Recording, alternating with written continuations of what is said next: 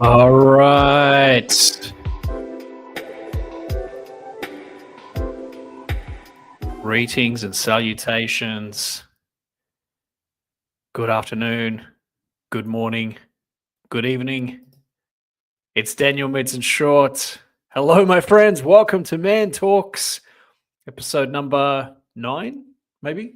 Episode number 9, I think, my friends. Welcome. Welcome to the show. My name's Daniel, and I am the host of your bi-weekly, semi-monthly show.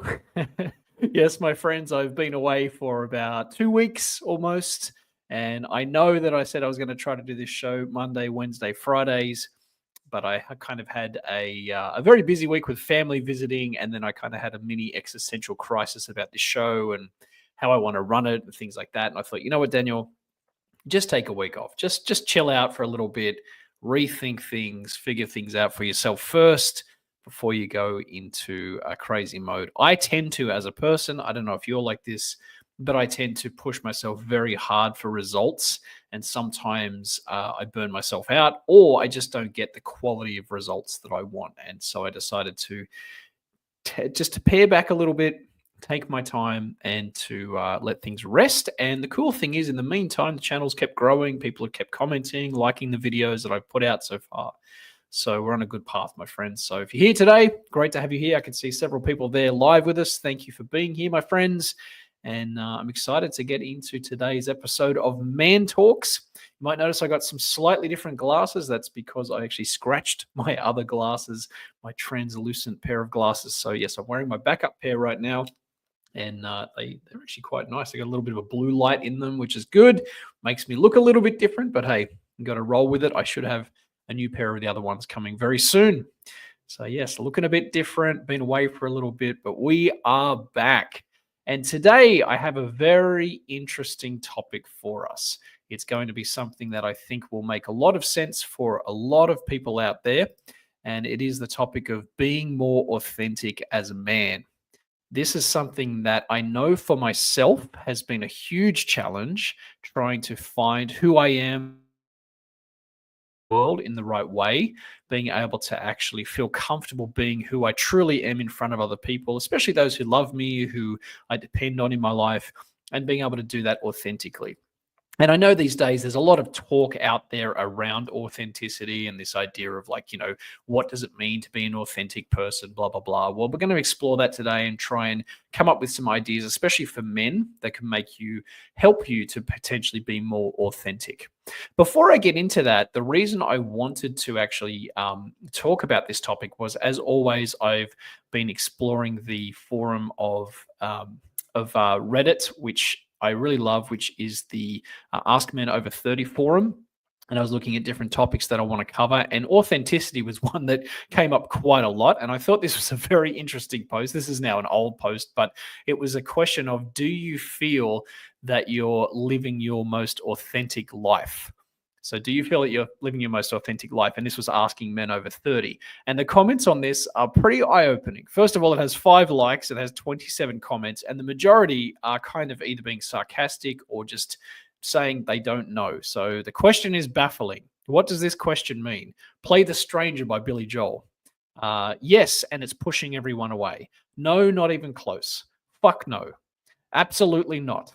So this is an interesting thing, my friends, because I think a lot of us as men, we really struggle with being authentic. We find it very difficult to know how to do it, and then to even do it if we are actually willing to be authentic with others. So that's why I wanted to share this topic today and talk about things that I've learned that have helped me. So let's get into it. So being more authentic as a man. If you have ever hung out with other guys, I think you've probably had this strange feeling that all of us in the group of guys are kind of holding something back, right? You're hanging out with a bunch of dudes. Maybe you're out drinking, or you're at an event, or whatever. You're just out and about on the town as a bunch of guys. And there's kind of this like surface level talk about everything, right? I wouldn't say we're being completely inauthentic, but we're definitely holding back parts of our personality and we're keeping things at a very kind of surface level. And I think that's a common thing that men are taught to do. If you've ever been to a party, right, and you get kind of pushed over to the men's section of the party, all the men just talk about work, they talk about sports, maybe they talk about TV shows or video games or stuff like that. It's very kind of, it's not very deep kind of stuff. It's very general type things, right? And this is what guys are taught to do, and this is kind of the mode that we stay in. We talk in this very shallow, very surface level way. We don't get into any deep topics, especially in groups, and especially with other men that we don't know very well. Okay, this is something that I noticed as I was growing up. If I ever tried to broach a more deep topic about feelings or about the meaning of life or what was really important or anything like that, other guys would just shut me down and be like, "Yeah, I don't want to get into it. Let's talk about sports." All right, so this is a pretty common thing. There's an author that I really like. He has a great website that I recommend you check out. It's Christopher Santaya. And I'll link in this video later down below his blog, which is all about authenticity and why it's so difficult for men. I wanted to read something he said. He said, men have spent a lot of time doing their best, hoping to succeed and getting repeatedly rejected. We're often told we're too blunt, untrustable, only thinking with our genitals, or not real enough. And this stream of contradictory feedback impairs our ability to understand who we are. There's also a survival fear tied to this experience, a fear of being left outside the tribe that makes us feel as though we have to follow the pack and that we literally can't be free to be ourselves. And I think if you are a man, you can probably relate to that feeling that you have to fit in with the group. You have to abide by what the tribe is doing and you have to act in a certain way. And it's tough. It's really tough to be able to genuinely be yourself or to express who you are while also fitting in and following the norms of society as a man. So I think this article especially is really important to look at. If we want to realize that we want to be more authentic as a man, we have to realize that it is difficult, right? So let's talk about why authenticity is important. I think sometimes as men, we kind of hear this term and we think, yeah, whatever, be more authentic, be more honest, be more blunt or direct. But authenticity itself actually is something that a lot of men don't understand. I think what happens is at some point in your life, usually in your 30s or 40s or beyond, the desire to be liked or to conform to the standards of others starts to limit your potential and your sense of truly living. I went through this probably in my mid-30s, and it was something that I had to really wrestle with. Was I had a good life, I was doing the right things in life, I was a good person, but something was missing for me, and it was the sense of actually being authentic, really exploring the parts of myself and being honest about who I was, right? So this sense of authenticity, I think, is important, but it's really lacking in the world, especially for men. There's a great book that I really recommend. I actually have a copy of it right here called Authentic by Stephen Joseph. Great book. And it is really a great read about this topic of authenticity and how to be more authentic in your life. It's not a heavy read. It's quite simple, but it gives you some good insights. And there's two quotes I wanted to share. He said in this book, it's hard to pin down what authenticity is. It's easier to see what it isn't. And I think you'll agree with that, right? If you've ever been around a man who's not being themselves, like I was saying, you hang around a group of guys, there's kind of this surface level chat. It's like we're all kind of covering or we're hiding parts of ourselves. You can feel the inauthenticity in a way. And so I think this is a really good definition. It's hard to pin down what authenticity is, but it's easier to see what it isn't. He also said that many of us live our lives waiting for something to happen that will change our situation. We continue to live inauthentically. We become numb to the mental discomfort and physical tension that we carry. So this, I think, was very true of me in my early 30s, maybe even all of my 20s, where I was kind of numb and to the mental discomfort that I had of not being myself. Yes, I was living a good life. I was enjoying my time with my friends and my family, traveling the world, doing fun stuff. But there was a part of me that I wasn't showing to the world, this part that I'm displaying right now, talking about things that I'm interested and passionate about. And I was living inauthentically. And you may have the same thing in your life, something where you're just not being your true authentic self and you're kind of hiding it, and eventually you become numb to it. So I would recommend checking out the book Authentic by Stephen Joseph. It's a really good book if you get a chance, and there's some great insights in there above and beyond this, but I wanted to credit him. One of the things that's important to understand, I think, is the difference between authenticity and selfishness. And a lot of men, I think, mistake this because we tend to be very practical as human beings. We tend to look at, well, how do I act more authentically and what do I do? So I wanted to break this down. There's three different components I wanted to kind of get into here because I've definitely fallen into selfishness at times in my life instead of being an authentic person. So the three components, if you kind of compare and contrast, being authentic means respecting yourself and respecting others. Being selfish means being too controlling of yourself or too controlling of others. Okay. And you can kind of feel the difference. I know these are concepts, but you can feel the difference between being respectful and then on the other side being controlling, right? There's a difference there. The next way I think you can define the difference is authentic people tend to give first to themselves, whether they're listening, they're sharing something about themselves, they're being genuine in some way, and there's an earnestness to give to other people. Whereas in a selfish kind of mode, we tend to take first. We're trying to get something from the world. And so that's a big difference, I think, between authenticity and selfishness. And the last one, which comes from a book by David Hawkins, is this difference between the idea of power and force. And there is a difference between the two. People who have true power in their lives don't need to tell people about it. They don't need to show off. Whereas people who don't, who tend to have that selfish bent, they tend to have to force things in their life. And you can kind of feel the difference there if someone's forcing it or trying to get their way or trying to impress you or something like that. So that's the difference in my mind between authenticity and selfishness. Obviously, again, these are conceptual, so there's no way to measure these things, but you can feel them if you really start to tune into, am I being authentic or am I just being selfish? The next thing I want to do is talk through 4 different ideas of how we can start to be more authentic as a man. Again, these are things that I have had to do in my life. I have had to really wrestle with at times. And I think for each of us, we have to find our own way to get better at these things in our own time and at our own pace. I want to say here, it's not important that you do these things by a certain age or to a certain level. Each of us does them in their own way, and you have to make sure it's working for you. So let's get into it. So the first one I believe that we have to do to be more authentic as a man and just as a human being is to let go of the persona or of your persona. Very often in life, especially as men, we tend to have these things that we do, we put out into the world to try and perform in a certain way. I did an episode just recently called Performative Masculinity, where I talked all about this topic.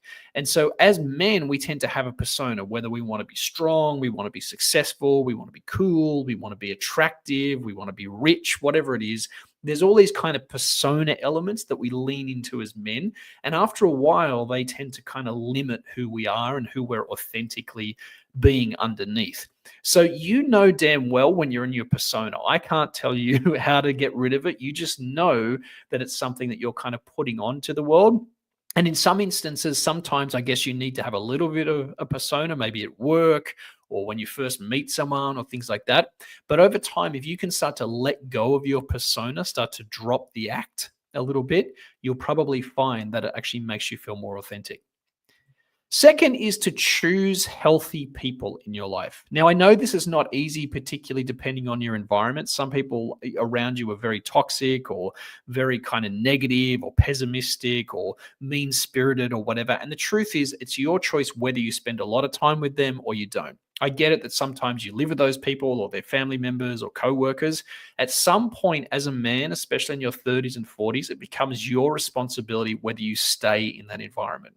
It might mean a breakup. It might mean moving on from certain friend groups. It might mean leaving your company or your career and moving. It might mean moving state or country. I don't know. But you have to at some point say, are the people that I'm around actually helping me to feel better about myself, to be my authentic self? Or am I just kind of performing for them? Am I holding on to the persona because these people around me expect it of me?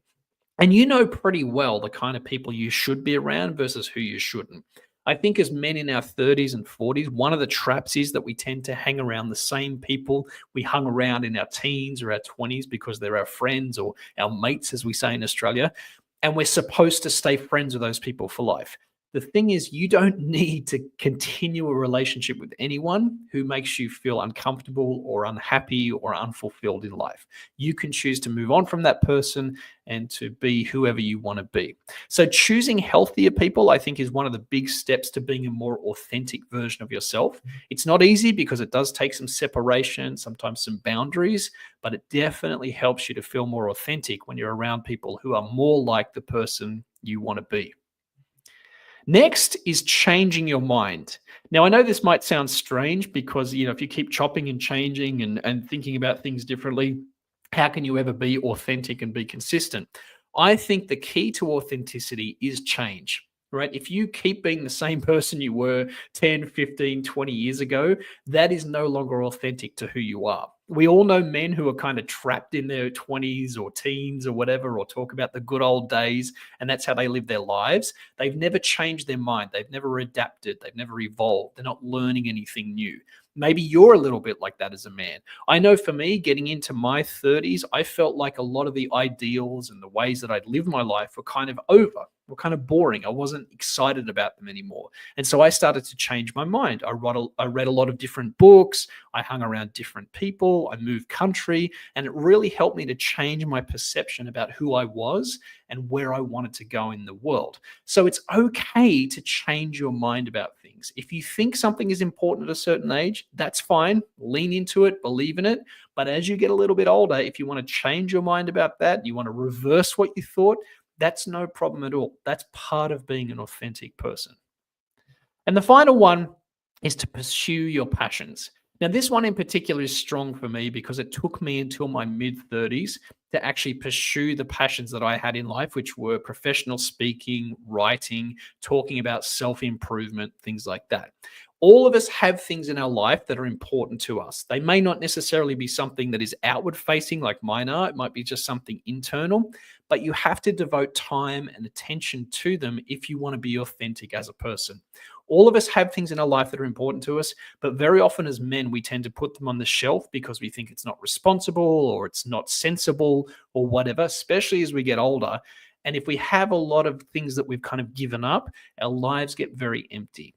So, whatever it is for you, whatever your passions might be, whether it is something personal or whether it's to do with other people in the community, I would strongly recommend that you try pursuing them. Even in a small way in your life, if you can just spend a little bit of time each week, each month, pursuing your passions, you will find that it makes you feel more authentic and it helps you to change and grow as a man. The last thing I want to share today is a quote or a point from a book called The Five Regrets of the Dying. And this was written by a woman in Australia. Her name is Bronnie. I can't remember her last name, unfortunately. Bronnie something. And she was a palliative care nurse. And she worked with a lot of people who were on their deathbed, who were about to pass away. And there were five regrets at the dying. And the number one regret that the majority of people who were at the end of their life had was that they'd say, I wish I had the courage to live a life true to myself and not the life others expected of me. So, my friend, I wanted to leave you with that idea because that is probably one of the most important reminders that we can have is the majority of people, when they reach the end of their life, they wish that they had been more authentic and lived a life true to themselves. If you can start to do that now in your 30s and 40s and 50s, I promise you life will be much more rewarding, much more exciting than if you just stay the same and you kind of conform to everyone. So, the two questions I have for you to finish here today are what is one small act that you can do that feels true for you? Something that feels true and authentic for you. What's one small act? You know what it is. I would suggest that you do it. You give it a shot. You try it. And the other one is to think about how can you be more authentic in one aspect of your life? It may be that you can't change everything about your life right now, but what is one small aspect or one part of your life that you can change that can become more authentic? Maybe it's speaking to someone differently. Maybe it's dressing differently. Maybe it's reading something differently. I don't know. There's something about you personally, a small aspect that you can change if you want to. And if you start with that, I promise you, you'll find that it gets a lot easier and you'll realize that authenticity actually isn't as difficult as you think. There we go, my friends. That is my little rant today on authenticity. I hope that that's been useful for you. And I know that for a lot of us on this channel, authenticity and change and personal growth is a huge value of who we are. So I'm kind of, I'm preaching to the choir, so to speak. But I know that as men, especially, we get trapped in the kind of cycle of living in that persona or trying to, live at a surface level because that's what we're supposed to do. We have a comment here from Christian. You said, I agree. I don't even think one is the person they were a year ago. Yes, I agree. So who you were last year is not who you are today and will not be next year and 5 years and 10 years from now. It's astounding, right? You're literally a completely different person based on who you spend time with, what kind of content you consume, and the ambitions and goals and experiences that you have in your life. So yeah, 100% agree, Christian. Great point, my friend. Yes, this is a topic that is you can tell I'm very passionate about. It's something that I've really explored for myself. And again, I would recommend checking out Authentic. Great book if you can get a copy of it. Really worth reading. There's a lot of other books by Brene Brown, and Abraham Maslow talks a lot about this too in terms of actualizing as a person. So there's a ton of great stuff out there. But I think it really just comes down to having the courage to be more authentic, being your genuine self. That's what it comes down to. So my friends, I hope that has been insightful for you and useful for today. I will be back either later this week or early next week. I haven't quite decided on the schedule yet, but I appreciate you all being here. I've got some great feedback that we're headed in the right direction. So it's wonderful to be here. Got some new topics and ideas coming up, and I'll look forward to seeing you all in the next episode. Thanks a lot, and see you soon.